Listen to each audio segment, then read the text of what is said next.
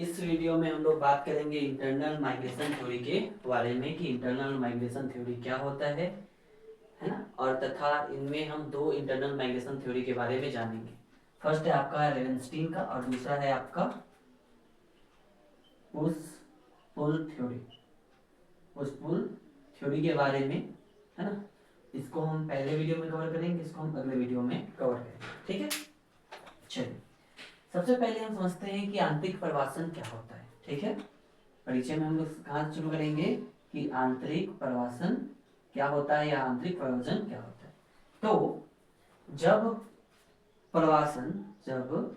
प्रवासन देश की सीमा के अंदर ही होता है, सीमा के अंदर ही होता है, इस तरह के प्रवासन को हम लोग कहते हैं आंतरिक प्रवासन। उदाहरण के तौर पर ये भारत है हमारा, ठीक है। और भारत का क्षेत्र एक बिहार है और बिहार से यहाँ दिल्ली, महाराष्ट्र, गुजरात, है ना।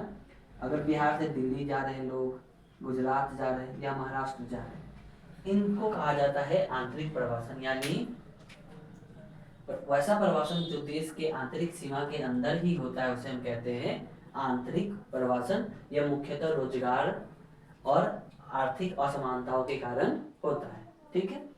अब इस आंतरिक प्रवासन के लिए बहुत सारे सिद्धांत दिए गए, जिनमें दो महत्वपूर्ण सिद्धांत है।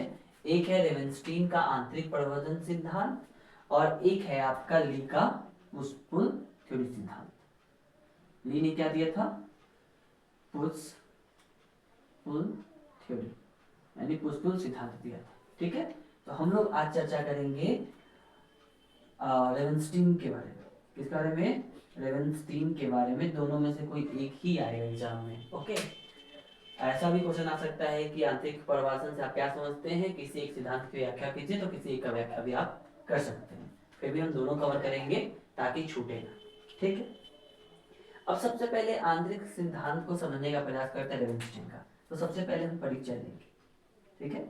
रेवेंस्टीन ने क्या माना कि जो प्रवासन होता है, जो प्रवासन होता है यह मुख्यतः आर्थिक कारक की वजह से होता है। आर्थिक कारक की वजह से होता है, अर्थात रोजगार, अवसर की असमानता, गरीबी आदि, है ना। इन सभी कारकों से क्या होता है, आपको प्रवासन देखने को मिलता है। रेवेंस्टीन ने क्या कहा कि प्रवासन का मुख्य वजह है आर्थिक कारक, रोजगार, अवसर की असमानता और गरीबी। इसके आधार पे क्या होता है, प्रवासन होता है। क्लियर यहाँ तक? अब रेवेंस्टीन ने अपने सिद्धांत में कुछ बातें कही, है ना। एक मिनट, अब इसका पृष्ठभूमि क्या था? रेवेंस्टीन ने सिद्धांत 1885 में दिया था। यह सिद्धांत कैसे आया? तो 1885 में इंग्लैंड में जनगणना हुआ। ब्रिटेन में क्या होता है, जनगणना होता है ना। और इस जनगणना से जो डाटा मिलता है ना, इस डाटा से रेवेंस्टीन कुछ प्रवासन के नियम देते हैं। इस डाटा से रेवेंस्टीन क्या करते हैं, प्रवासन के कुछ नियम देते हैं और इन्हीं नियमों को रेवेंस्टीन का प्रवासन सिद्धांत के नाम से जाना जाता है। तो ये हमारा हो गया परिचय समाप्त। अब रेवेंस्टीन ने क्या क्या बात कही अपने थ्योरी में? रेवेंस्टीन ने क्या क्या बातें कही? सबसे पहले उन्होंने कहा कि जो प्रवासन होता है वो प्रवास एवं दूरी के अनुसार होता है, ठीक है। इसको अब हम समझाने का प्रयास करते हैं। एक ग्राफ बनाते हैं, एक्स एक्सिस, वाई एक्सिस, ठीक है। और ये है आपका दूरी और ये है प्रवास, ठीक है। तो उन्होंने कहा कि जो दूरी अगर कम है, दूरी अगर कम है तो प्रवासन अधिक होगा, अगर दूरी अधिक होती है तो प्रवासन क्या होता है, कम होता है। अर्थात दूरी के साथ प्रवासन घटता या बढ़ता है। दूरी के साथ प्रवासन घटता या बढ़ता है। अगर दूरी कम है तो प्रवासन ज्यादा होगा, दूरी ज्यादा होगा तो फिर प्रवासन कमता जाएगा। अर्थात जैसे जैसे दूरी बढ़ता वैसे वैसे प्रवासन क्या होता है, घटता चला जाता है। तो उन्होंने क्या बोला कि जो प्रवासन होगा वो किस पे डिपेंड करेगा, तो दूरी पे डिपेंड करेगा, ठीक है। तो ये उनका कहना था। फिर उन्होंने दूसरा बात कहा कि हालांकि अधिक दूरी पे प्रवासन नहीं होता है। उन्होंने दूसरा बात क्या कहा हालांकि अधिक दूरी पे प्रवासन नहीं होता है, फिर भी अगर लोग प्रवासन करते हैं तो वो महानगर की तरफ ही प्रवासन करेंगे। ठीक है, ये हमारे दूसरी बात हुआ। ठीक है, अब हम चलते हैं, उन्होंने दूसरी बात क्या कही कि जो प्रवास होगा वो चरणों में के अनुसार होता है। किसके अनुसार होता है?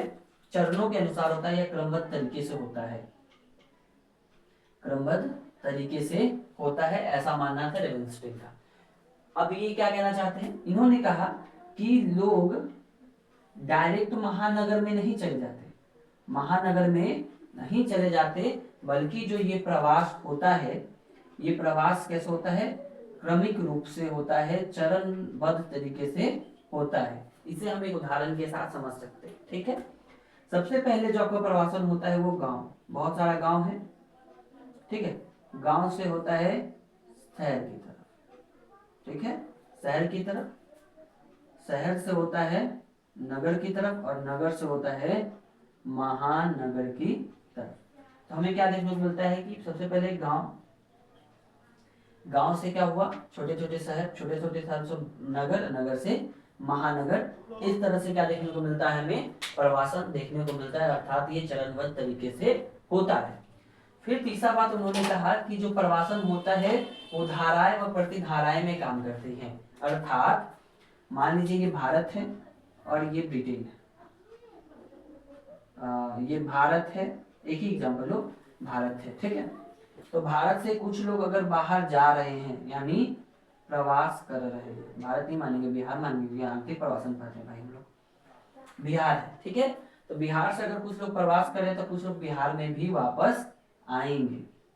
ठीक है, वापस आएंगे। तो जाने वाले लोग धाराएं हैं, वापस आने वाले लोग क्या है? प्रतिधाराएं। मतलब जो प्रवासन होता है हमेशा एक दिशीय नहीं होता है, बल्कि कुछ लोग आते जाते हैं तो कुछ लोग आते भी हैं। अर्थात जो आपका प्रवासन है वो धाराएं व प्रतिधाराएं के रूप में कार्य करते हैं। ठीक है, उसके बाद अगला उन्होंने कहा कि प्रवास का ग्रामीण व शहरी अंतर। प्रवास हमेशा किस वजह से होता है? तो ग्रामीण व शहरी अंतर की वजह से होता है ना। गांव में कमी है, शहर में अगर वो चीज है, इस वजह से क्या देखने को मिलेगा? हमें गांव से शहर की तरफ प्रवास देखने को मिलता है। उसके बाद इसका नेक्स्ट वजह उन्होंने बताया आर्थिक उद्देश्य प्राथमिक है ना।